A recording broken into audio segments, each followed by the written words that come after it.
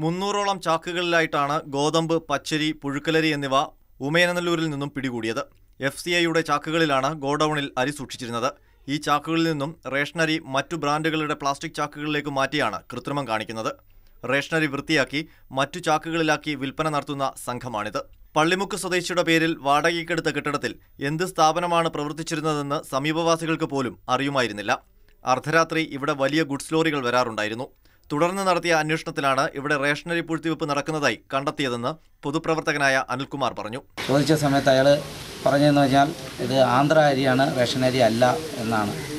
അങ്ങനെയാണ് ഞങ്ങൾ പോലീസുകാരെ, ഇവിടെ നാട്ടുകാരെല്ലാവരും കൂടി ചേർന്ന് പോലീസുകാരെ വിളിച്ച് അവർ വന്ന് ഇന്ന് രാവിലെ ഇത് തുറന്നു നോക്കിയപ്പോഴാണ് ഇത് റേഷനരി വന്നത്. സംഭവമറിഞ്ഞ് കൊട്ടിയം പോലീസ് ഗോഡൌണിലെത്തിയ ശേഷം റേഷനിംഗ് ഇൻസ്പെക്ടർമാരെ വിവരമറിയിച്ചു. പിടിച്ചെടുത്ത അരി ഗോഡൌണിൽ തന്നെ സൂക്ഷിക്കാനും പുതിയ പൂട്ടുകൾ ഉപയോഗിച്ച് ഗോഡൌൺ പൂട്ടാനും സംവിധാനം ചെയ്തതായി അദ്ദേഹം പറഞ്ഞു.